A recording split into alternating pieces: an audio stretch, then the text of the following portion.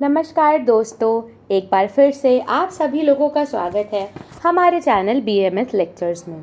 तो आज हम पदार्थ विज्ञान के पेपर 2 की लेक्चर सीरीज़ स्टार्ट कर रहे हैं। पेपर 1 का पूरा लेक्चर मैं पढ़ा चुकी हूँ, जिसकी सीरीज़ आपको हमारी प्लेलिस्ट में मिल जाएगी। अगर आप हमारे चैनल पर नए हैं तो इस चैनल को सब्सक्राइब कर लें और बेल नोटिफिकेशन दबाना ना भूलें, ताकि हमारी लेटेस्ट वीडियोज़ की अपडेट्स आप तक मिलती रहें। चलिए स्टार्ट करते हैं। आज हम पढ़ेंगे प्रमाण एवं परीक्षा। तो देखते हैं प्रमाण क्या होता है। सबसे पहले देखिए प्रमाण शब्द की निरुक्ति। प्रमीयते अनेन इति प्रमाणम, चरक विमान स्थान अध्याय 8। तो ये आपको कोटेशन याद करना है। प्रमीयते अनेन इति प्रमाणम अर्थात जिसके द्वारा यथार्थ ज्ञान किया जाए वह प्रमाण है। यथार्थ अर्थात जो एक्चुअल ट्रुथ है, वो जिसके जो मीडियम होता है एक्चुअल ट्रुथ को जानने का, उसे हम क्या बोलते हैं? प्रमाण बोलते हैं। यथार्थ अर्थात सत्य का ज्ञान, रियल नॉलेज जिसके द्वारा होता है उसे प्रमाण कहा जाता है। इसके बाद देखिए प्रमाण के पर्यायों के बारे में बात की गई है। तो प्रमाण के पर्याय जो हैं ये 2 मार्क्स में पूछ लिए जाते हैं, काफ़ी इंपॉर्टेंट है। जैसे प्रमाण, परीक्षा, उपलब्धि, साधन और ज्ञान। ये जो पर्याय हैं वो बहुत ही ज़्यादा इंपॉर्टेंट है। परीक्षा, उपलब्धि, साधन और ज्ञान, तो ऐसे आप फ्लो में याद रखिएगा। उसके बाद देखिए प्रमाण एवं परीक्षा की व्याख्या। आचार्य चक्रपाणी के अनुसार क्या व्याख्या की गई है? प्रमीयते अनेन इति प्रमाणम अर्थात जिसके द्वारा यथार्थ ज्ञान किया जाए वह प्रमाण है। अर्थोर उपलब्धिर हेतु प्रमाणम अर्थात यथार्थ अर्थ उपलब्धि का कारण क्या है? प्रमाण है। इसके बाद देखिए वात्स्यायन ने क्या बताया है? जिस साधन से प्रमाता अर्थ का ज्ञान प्राप्त करता है उसे प्रमाण कहते हैं। अब प्रमाता कौन है? जिससे ज्ञान होता है वो कौन है कहलाता है? प्रमाता कहलाता है। ठीक है। उसके बाद देखिए उदानाचार्य के अनुसार यथार्थ अनुभव प्रमा तत्साधनम च प्रमाणम। ये भी एक कोटेशन काफ़ी चलता है। यथार्थ अनुभव प्रमा अर्थात जो रियल नॉलेज है, जो यथार्थ नॉलेज है, उसको हम प्रमा कहते हैं। और जिसके थ्रू, जो साधन के थ्रू हम वो रियल नॉलेज गेन करते हैं, उसे हम क्या बोलते हैं? प्रमाण बोलते हैं। ठीक है। और प्रमा हो गया, प्रमाण हो गया, प्रमाता मतलब जिसको नॉलेज हो रहा है। ठीक है। प्रमाण means proof and means of knowledge. ठीक। इसके बाद देखिए परीक्षा की व्याख्या करते हुए बताया गया है जहां जांच पड़ताल कर वस्तु स्वरूप के यथार्थत्व का निर्धारण करना परीक्षा कहलाता है। परीक्षा मतलब क्या होता है? जैसे एक्सपेरिमेंट के थ्रू किसी भी चीज़ की रियल नॉलेज को जानना कि आखिर वो चीज़ है क्या, उसे क्या बोला गया है? परीक्षा बोला गया है।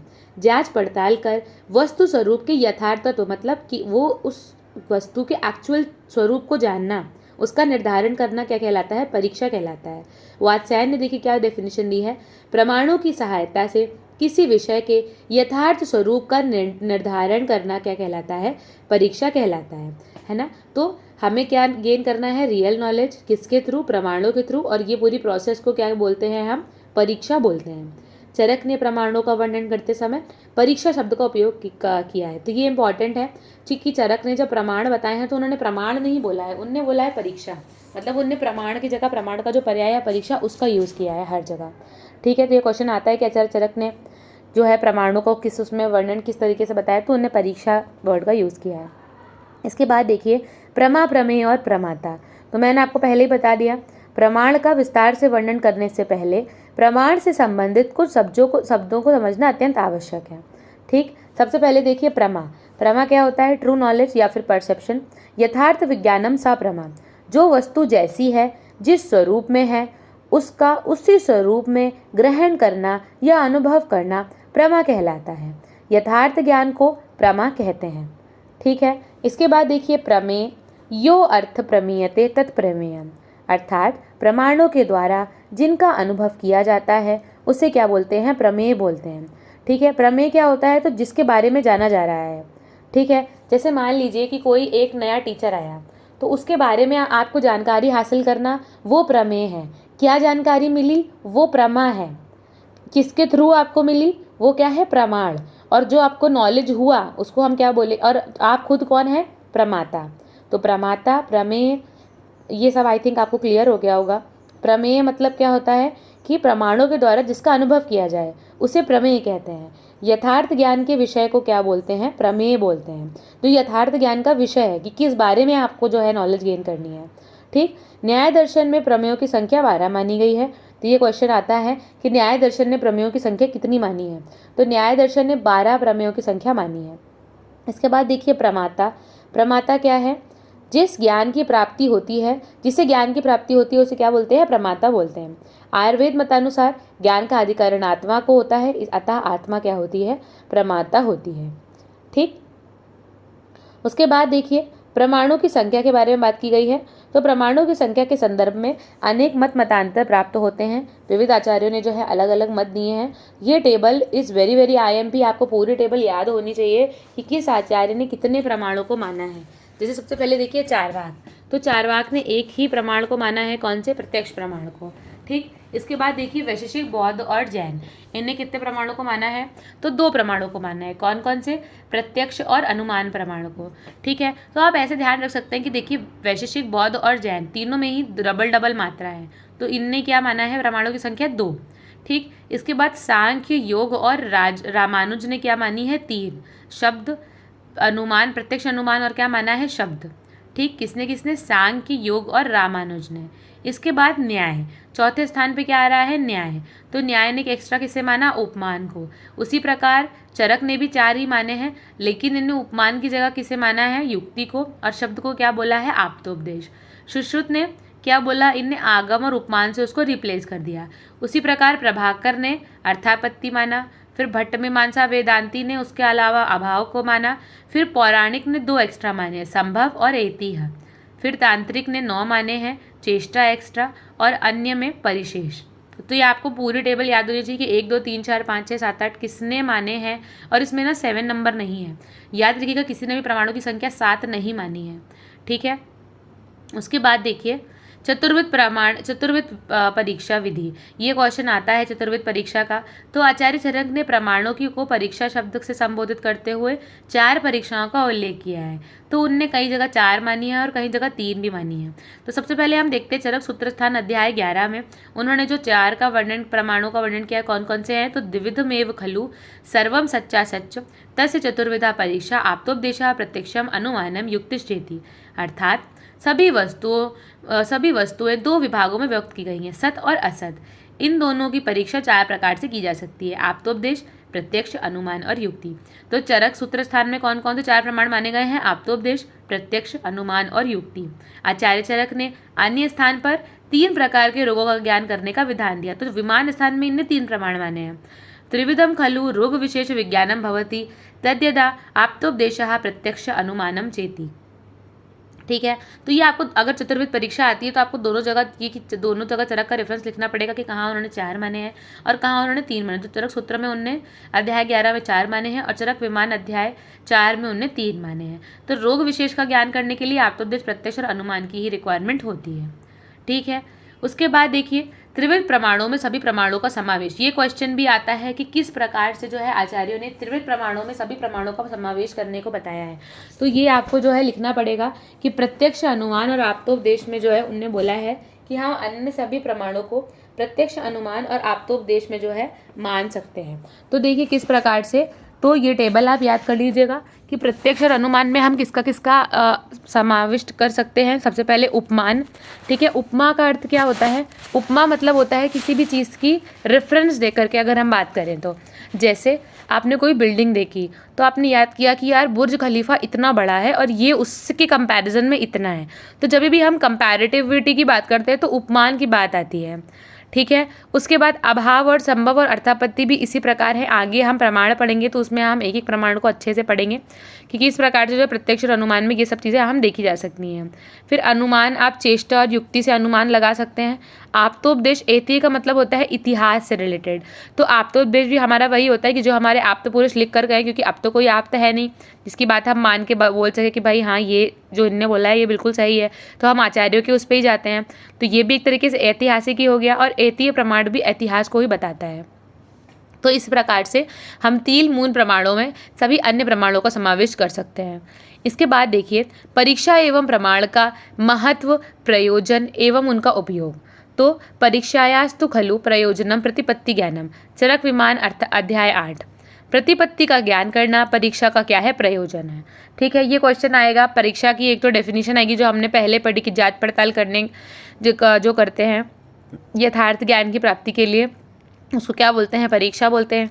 अब परीक्षा का प्रयोजन क्या होता है, तो आपको ये डेफिनेशन लिखनी पड़ेगी। परीक्षयास्तु खलु प्रयोजनम प्रतिपत्ति ज्ञानम, कि प्रतिपत्ति का ज्ञान करना ही क्या है, परीक्षा का प्रयोजन है। अब प्रतिपत्ति क्या होती है, तो प्रतिपत्ति का प्रयोजन है कि यह जान लेना कि किस रोग की चिकित्सा की योजना किस तरह बनाई जाए। मतलब एक तरीके से युक्ति लगा करके इस रोगों को हम किस प्रकार से ठीक कर सकते हैं। योग्य प्रकार से की गई परीक्षा कार्य की सफलता की घोतक होती है। जैसे रोगों की चिकित्सा के लिए रोगों का सर्वोपरि ज्ञान होना आवश्यक है। आचार्य चरक ने रोग ज्ञान के लिए प्रमाणों का उल्लेख किया है। तो मतलब प्रतिपत्ति का ज्ञान मतलब एक तरीके से एक तो युक्ति की बात यहाँ पर करी गई है और एक तरीके से कि आपको सभी चीज़ों का नॉलेज होना चाहिए। जैसे मान लीजिए टाइफॉइड है, तो अगर आप को डायग्नोस करना है कि टाइफॉइड है, तो आपको पहले पता होना चाहिए ना कि what are the sign and symptoms of typhoid, what is typhoid, is it a bacterial disease, it is a viral disease, या फिर इज इट अ मतलब डिसीज कॉज्ड बाय मतलब anything, any other organism like protozoa, microorganism or any other. तो you have to get the basic knowledge about that disease for the diagnosis of any type of disease. तो वही बात की गई है परीक्षास्तु खलु प्रयोजनम प्रतिपत्ति ज्ञानम। ठीक, इसके बाद देखिए यहाँ पर आपको ज़्यादा चीज़ें समझ आएगा कि रोल ऑफ प्रमाण एज रिसर्च टूल्स। तो प्रमाण, व्हाट इज प्रमाण? प्रमाण is an epistemological term in Hindu and Buddhism referring to the means by which a person obtains accurate knowledge. Tools for gaining knowledge are called pramana. So in Ayurveda, pramana can be considered as scientific tools of research. In other way, we can understand this by considering the संभाषा परिषद। देखिए what is संभाषा परिषद। आचार्य चरक ने कई जगह पर संभाषा परिषद के बारे में बताया है। संभाषा परिषद क्या होती है, जहाँ अलग अलग आचार्य आते हैं और अपनी अपनी बात को रखते हैं और फिर उसके बाद लास्ट में आचार्य आत्रेय जो है वो उठ करके सभी उनकी जो समस्याएं हैं उनको मतलब उनको सॉर्ट आउट करते हैं उस चीज़ को और अपना मत देते हैं और उसी को हम क्या मान लेते हैं, आप्तोपदेश मान लेते हैं। ठीक है, उसके बाद देखिए चिकित्सा में परीक्षा विधि की उपयोगिता। तो practical application of methods of examination and treatment. तो अब हम इसका अप्लाइड एस्पेक्ट देख रहे हैं प्रमाणों का। तो आचार्य चरक के अनुसार रोग का ज्ञान 3 प्रकार से होता है, आप्तोपदेश, प्रत्यक्ष और अनुमान। इनने पहले बता दिया कि जब भी रोगों के ज्ञान की बात आएगी तो हम युक्ति को नहीं मानेंगे। चरक विमान में इनने बताया, अभी हमने ऊपर पढ़ा। तो देखिए आप्तोपदेश के द्वारा परीक्षा कैसे करेंगे, तो वैद्य रोगी की परीक्षा के लिए उपदेश करता है ना। तो जो जो उनने उस डिसीज़ के बारे में बताया होगा वो सारी चीज़ें आपको पता होनी चाहिए। एक एक रोग की परीक्षा करते समय यह वो रोग ऐसे प्रकोपणों वाला, ऐसी प्रकृति वाला, ऐसे कारणों वाला, ऐसे स्वरूप वाला, ऐसे स्थान वाला, ऐसी वेदना वाला, ऐसे शब्द स्पर्श रूप रसगंध वाला। तो इस प्रकार से जो चिकित्सा है वो आप्तोपदेश के द्वारा की जाती है। उसके बाद प्रत्यक्ष के द्वारा परीक्षा कैसे जाएगी, तो जो चीज़ें हम देख करके जानेंगे, जो भी उसका मतलब शब्द स्पर्श रूप रसगंध जो हमको देख के पता चल रहा है वो सभी हम क्या करेंगे, इंद्रियों के द्वारा जो परीक्षा होती है वो कैसी होती है, प्रत्यक्ष के द्वारा परीक्षा होती है। तो देखिए श्रवण इंद्रिय, चक्षु इंद्रिय, घ्राण इंद्रिय और स्पर्श इंद्रिय। तो श्रवण इंद्रिय से हम आंतों की आवाज़ सुन सकते हैं, संधि एवं अंगुली पर्वों का फूटना सुन सकते हैं। चक्षु इंद्रिय से हम उसका वर्ण, आकार, प्रमाण, छाया आदि चीज़ें देख सकते हैं। घ्राण इंद्रिय से हम अगर उसके शरीर से कोई विकृत गंध आ रही है उन सब की परीक्षा कर सकते हैं। और स्पर्श से अगर उसका प्राकृत या फिर विकृत स्पर्श है, जैसे ज्वर में उष्ण स्पर्श है या शीत स्पर्श है, या उस तरीके से हम परीक्षा कर सकते हैं। इसके बाद देखिए अनुमान द्वारा परीक्षा। तो अनुमान द्वारा हम कैसे परीक्षा करेंगे, तो देखिए पाचन शक्ति से अग्नि की, बल की परीक्षा व्यायाम करने की शक्ति से, शब्द आदि विषयों के समुचित ग्रहण से, कर्ण आदि इंद्रियों की, मन के अर्थ, चिंत्य, विचार आदि के ग्रहण से मन की, व्यवसाय के विज्ञान की, जिन व्याधियों का लक्षण गुप्त है उनकी परीक्षा उपशय और अनुपशय से की जाती है। तो उपशय और अनुपशय क्या होता है, अगर आपको पता है तो कमेंट बॉक्स में ज़रूर बताइएगा, और अगर आपको नहीं पता है तो भी कमेंट करके ज़रूर पूछिएगा। मैं नेक्स्ट वीडियो में इसको एक्सप्लेन कर दूँगी। तो इसके बाद देखिए अंडरस्टैंडिंग प्रमाणास की बात आएगी। तो कॉन्सेप्ट ऑफ प्रमाणास can be understood by a simple example of court room. तो यहाँ पर कोर्ट रूम का एक एग्जाम्पल दे करके जो है प्रमाणों को समझाया गया है। जैसे a convict can not be punished even if he committed the crime unless there is some evidence to prove the crime. मतलब क्या हुआ कि जैसे मान लीजिए कि हमने एक दोषी को खड़ा किया, तो उसको आप तब तक सज़ा नहीं दे सकते हैं जब तक उसके खिलाफ कोई पुख्ता सबूत ना हो। If it is because every citizen is considered innocent before the court of law till his guilt is proved. मतलब जब तक वो गिल्टी प्रूव नहीं हो जाता, जब तक आप हर सिटीजन इनोसेंट है ना। Sometimes convict is protected due to the opinion of concerned expert as it is considered as a proof. Here we can understand आप्तोपदेशा। इसका मतलब क्या हुआ कि कभी कभी जो वो होता है, कन्विक्ट होता है, वो बच जाता है। क्यों? अगर उसकी किसी ऑथराइज पर्सन ने रिपोर्ट दे दी, जैसे मान लीजिए उनने ये बोला, किसी डॉक्टर ने उसको एग्जामिन किया और फिर उसको बोला कि उसकी जो मेंटल स्थिति थी वो कुछ ठीक नहीं थी, जिसके कारण से उसने ऐसा किया, तो भी उस कन्विक्ट को सज़ा नहीं होगी। तो यहाँ पर डॉक्टर क्या हो गया, एक ऐसा ऑथराइज पर्सन हो गया जिसने उस कन्विक्ट को बचा लिया, तो उसको हम आप्तोपदेश मानेंगे। जो उसने कहा उसको हम सही मानेंगे because he is a very reputed person, जिसने उसको चेक किया है, तो उसके वर्ड्स को हम क्या मानेंगे, आप्तोपदेश मानेंगे। Sometimes convict is protected by I witness, प्रत्यक्ष प्रमाण।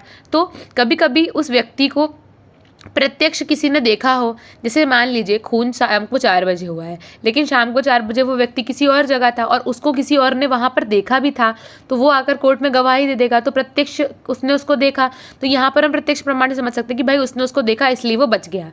ठीक, उसके बाद देखिए, a group of related evidences which strangulation marks, torn clothes etcetera can change the verdict of suicide case. Here from this we can understand युक्ति और अनुमान।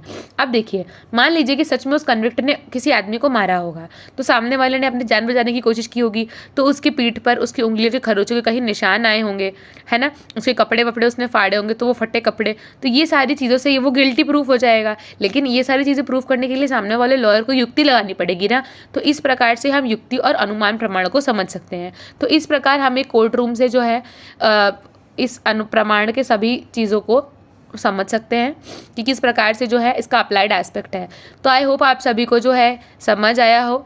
अगर कोई डाउट हो तो कमेंट करके ज़रूर बताएं।